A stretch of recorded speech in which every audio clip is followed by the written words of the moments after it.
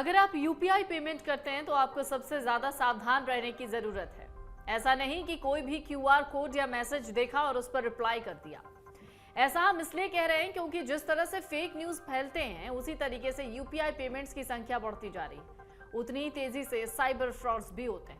आज हम आपको बताने जा रहे हैं अगर आप यूपीआई पेमेंट करते हैं तो आपको क्यों सावधान रहने की जरूरत है, और अगर आप सावधान नहीं हुए तो आपका बैंक अकाउंट खाली हो जाए। यूपीआई पेमेंट करते समय आपको किन किन बातों का ख्याल रखना चाहिए, सिलसिलेवार ढंग से आपको बताते हैं। हमेशा ख्याल रखें, पेमेंट प्राप्त करने के लिए यूपीआई पिन का जरूरी होना जरूरी नहीं होता। जो लोग नहीं जानते हैं उन्हें आपको बता दें, यूपीआई पिन के जरिए ही आप पेमेंट करते हैं। ऐसे में कोई अगर आपसे कहे कि आपको पेमेंट करनी है और आप अपना यूपीआई पिन शेयर कर दें तो आपको सतर्क होने की जरूरत है। अगर आप क्यूआर कोड या फोन नंबर के जरिए किसी को पेमेंट कर रहे हैं तो आपको ये चेक कर लेना चाहिए कि जिसको भी आप पेमेंट कर रहे हैं वो पेमेंट सही है, तो क्या ये कोड और नंबर उसी का है या नहीं, ये भी आपको चेक करना है। कई बार साइबर अपराधी इसमें भी जालसाजी करते हैं। किसी भी रैंडम या अननोन कलेक्ट रिक्वेस्ट एक्सेप्ट ना करें। ऐसा करना आपका बैंक अकाउंट खाली करा सकता है। आजकल कई फ्रॉड मामले क्यूआर कोड के सामने आ रहे हैं। कई बार फ्रॉडस्टर्स कोड को चेंज कर देते हैं, इससे आप जिसे पेमेंट करना चाह रहे हैं उसे पेमेंट ना जाकर कहीं और चला जाता है। तो आप क्यूआर कोड स्कैन करने के बाद नाम भी चेक कर लीजिए। बेहतर हो कि जिसको भी आप पेमेंट कर रहे हैं पहले उससे उसका नाम पूछ लीजिए कि जब आप क्यूआर कोड स्कैन करेंगे तो उसमें उसका नाम ब्लिंक होता है या नहीं। अगर आपने इन बातों का ख्याल नहीं रखा तो आपको तगड़ी चपत लग जाएगी, इसमें कोई शक नहीं।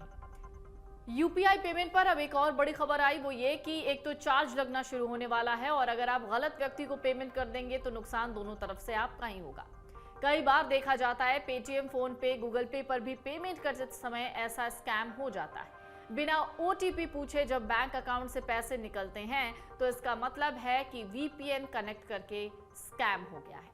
बैंक अकाउंट से पैसे निकलने से पहले आपको एक ऐप इंस्टॉल करने के बारे में कहा जाता है। ये ऐप कुछ और नहीं बल्कि वीपीएन होती है। वीपीएन कनेक्ट होने के बाद कोई बिना ओटीपी पूछे भी आपका बैंक से पैसे निकाल सकता है। भारत में यूपीआई यानी यूनिफाइड पेमेंट्स इंटरफेस साल 2016 में लॉन्च हुआ। इस ऑनलाइन पेमेंट को काफी लोगों ने पसंद किया, लेकिन कोविड महामारी के दौरान सबसे ज्यादा लोगों ने इसे अपनाया। पहली बार अक्टूबर 2019 में यूपीआई पेमेंट ने 1 अरब लेन देन की सीमा को पार किया। इसके बाद यह आंकड़ा तेजी से बढ़ रहा है। भारत में डिजिटल ट्रांजैक्शन के साथ ही फ्रॉड भी बढ़ा है। सरकार के सख्त नियमों के बाद भी लोग लगातार फ्रॉड के शिकार हो रहे हैं। इसको देखते हुए भी तमाम बैंक्स जो हैं वो ट्वीट करते रहते हैं। एसबीआई ने भी कई ट्वीट्स किए हैं और इसमें सलाहें दी गई हैं। बैंक ने यूपीआई ट्रांजैक्शन को बढ़ाने के लिए कुछ सिक्योरिटी टिप्स शेयर किए हैं। बैंक ने कहा कि अक्सर साइबर ठग लॉटरी के लुभावने ऑफर्स देकर लोगों का यूपीआई पिन दर्ज कराकर उनसे पैसों की ठगी करते हैं। ऐसे में आपको कुछ बातों की जानकारी जरूर रखनी चाहिए, जैसे पैसे लेते समय कभी भी यूपीआई पिन को रजिस्टर ना करें। इसके अलावा बैंक आपसे कभी भी कोई पिन नहीं मांगता। इसी बीच एक रिपोर्ट जारी की गई। ये रिपोर्ट है national payment corporation of India यानी एनपीसीआई का। इस सर्कुलर के हवाले से कहा गया है कि 1 अप्रैल से यूपीआई पेमेंट पर इंटरचेंज चार्ज लगाए जाने की तैयारी की जा रही है। इस मामले पर अब एनपीसीआई की ओर से अपना रुख साफ कर दिया गया है। एक प्रेस रिलीज जारी कर एनपीसीआई ने कहा कि यूपीआई ग्राहकों के लिए मुफ्त है। एनपीसीआई ने साफ कर दिया कि इंटरचेंज चार्ज मर्चेंट्स के लिए लागू है और ग्राहक के ऊपर इसका कोई फर्क नहीं पड़ेगा।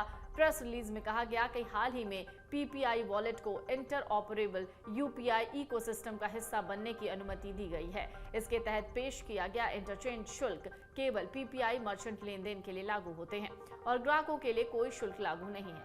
इससे स्पष्ट किया गया है कि बैंक खाता आधारित यूपीआई भुगतान फ्री है। अमर उजाला अब आपके टीवी पर भी। अपने स्मार्ट टीवी पर YouTube पर सर्च करें अमर उजाला, चैनल सब्सक्राइब करें और देखें ताजा खबरें, वो भी HD क्वालिटी में। और हाँ, बेल आइकन दबाना ना भूलें ताकि हर खबर हो आपके घर। अमर उजाला, निष्पक्ष, निर्भीक, निरंतर।